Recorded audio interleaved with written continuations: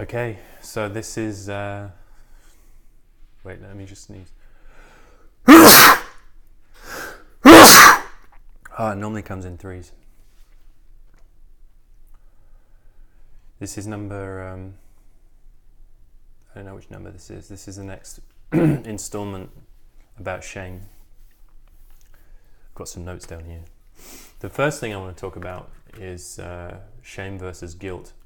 And when I do something wrong, I might feel guilty. Or if I do something that I knew was wrong, then I might feel guilty.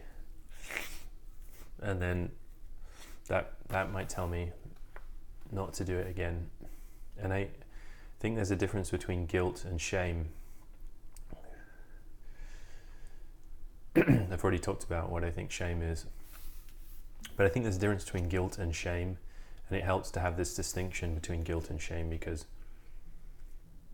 like I said, I think that it seems like ultimately shame is not necessary, or it can be completely dispelled, and it's fine for it to be dispelled. And in fact, there's no need to essentially have any shame. The next thing is when I say that I have shame, that I feel ashamed about something, I don't mean that I'm thinking that I feel ashamed. I mean that I can feel, wow, it's really windy. I mean that I can feel shame in my body. So, or I've labeled something shame. The rain is like being blown up and out of the gutter like that.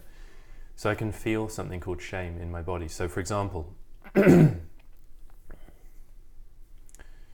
when I think about let's pick my nose because it's right here. It's always right in front of me. So I still have some body shame about my nose, right? So when I feel my nose, when I put my attention on my nose, there's a feeling. It's a physical feeling. Like I can feel like I want to hide my nose, like I want to kind of hide it like this. And that feeling is what I'm calling shame. It's a feeling of wanting to hide. And I can't make it not be there. And perhaps it was stronger in the past. And then there's also shame about things that are not physical. Like for example, let's pick one, like shame about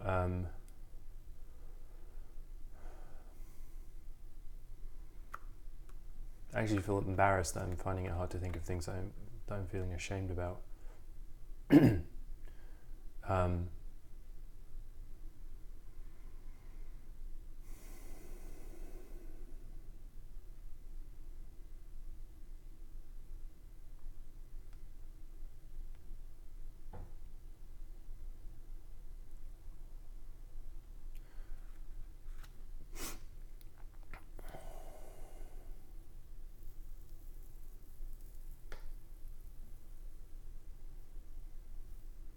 Oh yeah, like my voice. So sometimes when I listen to these videos, there's certain ways that I say words that make me cringe, okay? So when I think about that feeling that comes up, and I'm listening to my voice, there's a feeling of like, oh, I don't want anyone to see that. I don't want anyone to see that. Okay, so it might be about my voice, my nose, my body, the way I stand, my posture, my sexuality, my success, my lack of success, my laziness, whatever the thing is that I'm ashamed of. When I feel shame, I feel like a cringing away, my body is wanting to pull away and hide something. So that's how I experience shame. Is that feeling. The next thing is how shame causes natural drives to be warped. So, for example, I've seen this a lot with male friends who are ashamed of their sexuality and their masculine sexual drive. And so what happens is that they're attracted to women, and they'll go and approach and talk to women, or they'll interact with women. And because they can't just be, because they're doing this cringing away thing, what's happening is they're attracted, but they're also cringing away, wanting to hide it. And so that comes across as creepy, right? In the same way that if I'm ashamed of my anger can't come through strong and powerful and clean. It comes through kind of like passive aggressively, or like I'm trying to hide it, but at the same time it's trying to do what it does, right? Same with sexual attraction, or with attraction. It's like it's trying to do what it does, but if I try and hide it, I'm trying to do two things at once. I'm trying to hide it, and it's trying to do what it's trying to do. So shame kind of does this thing where it warps these normal, natural parts of the self, which in the center they're beautiful pieces of the self. They represent beautiful pieces of the self, very important pieces of the self. And the last thing, I'm actually not going to get onto healing shame yet. I want to just say one more thing about, I imagine that there may be people who are watching these videos who are saying, oh, just move on, just be happy. Just don't be ashamed. What do you have to be ashamed about, And to those people, I would say, where am I supposed to move on to? Okay, where? There is nowhere to go. There's only here, inside this body. That's all there is. I can't go anywhere, right?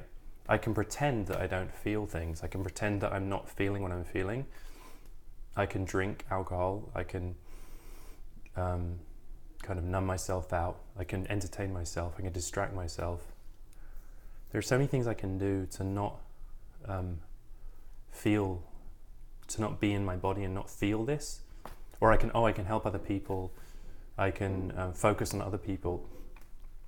I can do all those things to try and not experience what I'm experiencing.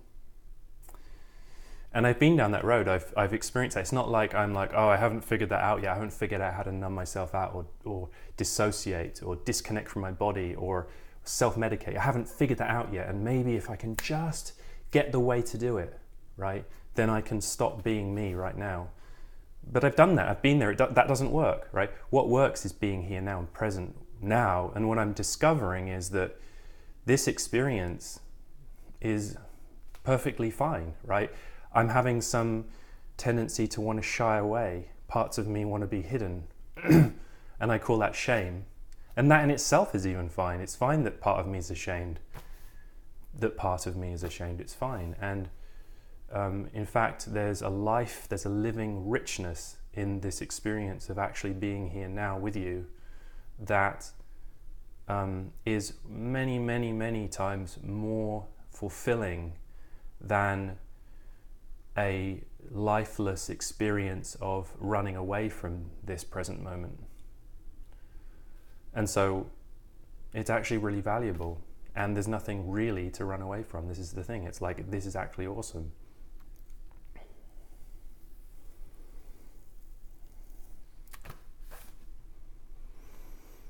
I never know how to end these videos.